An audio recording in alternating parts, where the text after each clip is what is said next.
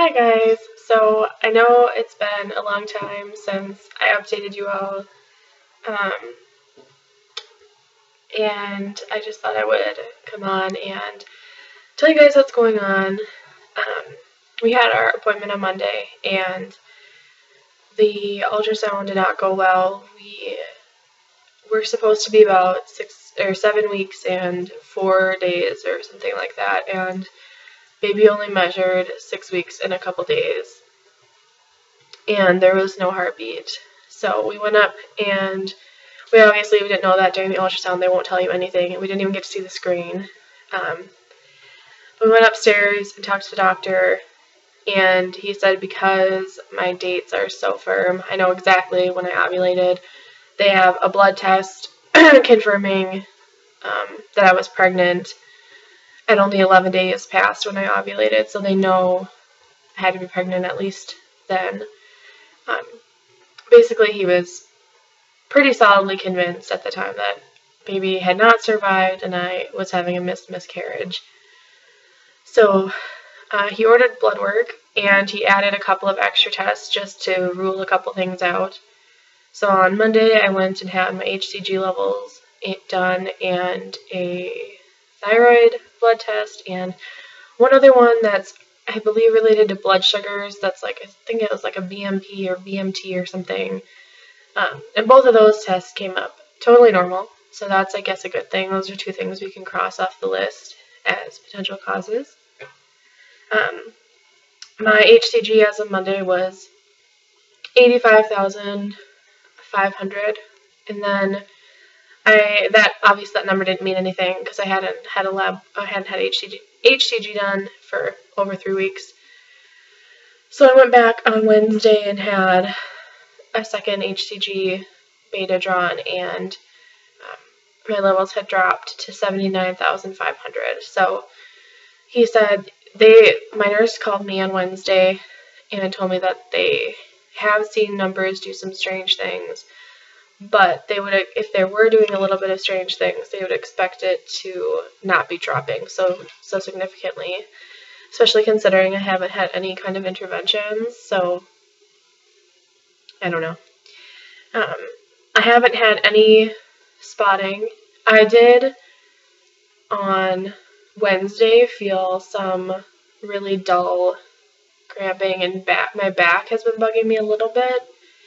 But like I said, I've had no cramping at all, or no real cramping, and no spotting at all. I mean, not even brown, nothing. So he ordered a follow-up ultrasound for this coming Monday in the afternoon, and if I haven't started to miscarry naturally, even if I have, he might still have me do that. But the plan is I'll go in and they'll confirm that there's not been growth. He was like, there's not going to be any growth. When we first did the ultrasound on Monday, he said he would give us maybe about a 10% or less chance that baby was just really small. And for some reason that was measuring small and they couldn't get a clear heartbeat. They didn't get a heartbeat at all. But then after the levels came back, she said and they are falling, she said that there's really not any chance of that being the case, that it's just that my body hasn't caught on or whatever. So basically, they just want to confirm. I think it's really more for everyone's peace of mind to be so there can't be any doubt of what's going on. So we'll get an ultrasound done and then go talk to the doctor again.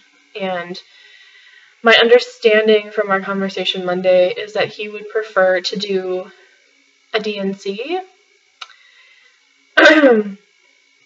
Because since this is our third miscarriage, we're officially diagnosed as having recurrent miscarriages. And he would like to start doing a full workup. So that would include, at this time, testing baby to see if they can find something there, and they can figure out a cause by testing baby. It'll also mean doing an HSG or something similar on me in the coming months to see if I have scar tissue or fibroids or something. ended up being blood work for both my husband and I to rule out other causes. We know RH isn't an issue, and I am on progesterone, which was necessary. My progesterone levels were normal with the supplement, so yeah. So it's been a really, really hard week, and I actually had 2 job interviews this week, and I somehow made it through those, so I'm just kind of in shock. I mean, everyone told us that we should wait to try until we were a little bit older and had bought a house and, had done whatever else on the checklist. And I had known in my heart, I just knew from the time I was like 14 and knew that infertility was a thing.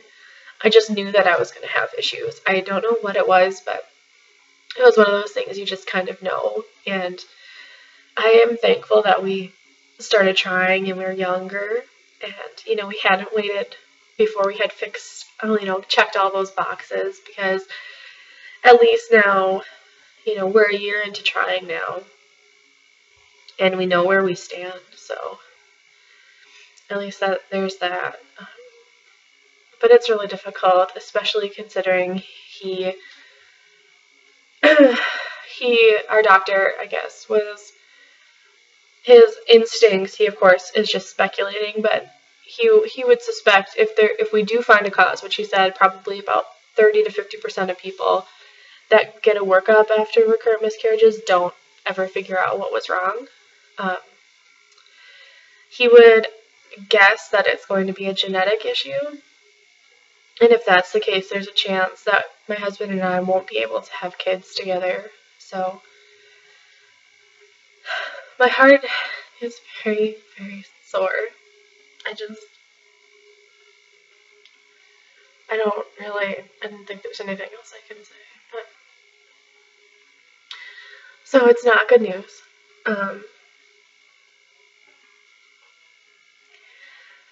yeah, I guess I can't really say anything else that hasn't already been said 1,000 times, but that's our update. So it looks like we have a third angel.